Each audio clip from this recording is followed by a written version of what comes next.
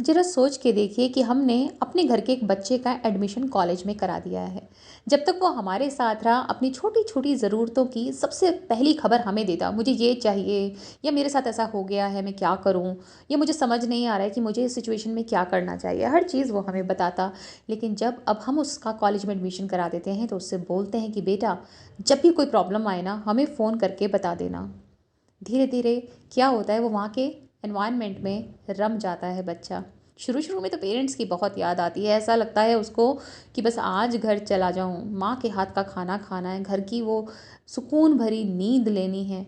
पर धीरे-धीरे उसके दोस्त बनते हैं और अब पेरेंट्स से जो वो टच था, वो धीरे-धीरे कम होता जाता है। सिचुएशन ऐसी आने लगती हैं कि अब वो पेरेंट्स से ज़्यादा फ्रेंड्स जो उसके कलीग्स हैं वहाँ पर, उनसे पर भरोसा करने लगता है। जब भी कोई सिचुएशन ख़राब आती है, उनसे सजेशन लेता है और अल्टीमेटली कभी ना कभी कहीं ना कहीं फंस सा जाता है और एंड में जाके उसे याद किसकी आती है? पेरेंट्स की, कि भाई अब मैं फंस चुका हूँ, अब आप मुझे बचाओ। बट क्यों ना हम हमेशा, जब हमें एंड में जाना है, इतने धक्के खाकर जाना है, तो क्यों ना हम first point of contact God को रखें, उन्हीं के पास जाएं। अगर हम अपनी समस्याएं लेकर पर्सनल इधर उधर जाएंगे, पहले तो 90% लोग उसमें हंसी ही उड़ाने वाले हैं, मज़े लेने वाले हैं। 10% में से 8-9% ऐसे होंगे जो तुम्हारे लिए बुरा फील कर रहे होंगे बट कुछ कर नहीं सकेंगे। 1-2% ऐसे होंगे जो करना चाहते हैं पर वो भी कुछ नहीं कर पाते हैं। करना किसने है? भगवान को करना है, तो उन्हीं से डायरेक्ट कांटेक्ट बना के रखें ना। उन्हीं को अपनी सब कुछ चीज़ें बताएं।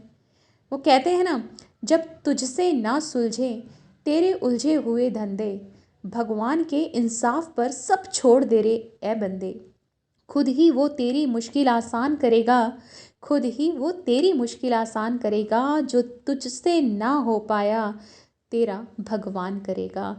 तो बस भगवान पर भरोसा रखिए, जिन भी ईष्ट को आप मानते हैं। और जब भी किसी प्रॉब्लम में फंसते हैं ना, ईश्वर को जाकर बताइए, डेली उनको थोड़ा सा टाइम निकालिए उनके लिए, और दिन भर की ना सारी उनसे बातें कीजिए। बहुत लाइट फील होता है। परीक्षा भी लेने वाले वही हैं और पार कराने वाले भी वही हैं, तो उनसे गैप नहीं आना चाहिए, दूरी नहीं आनी चाहिए। हमेशा keep in touch with God. गुरु जी महाराज। जय गुरु जी। शुक्राना गुरु जी।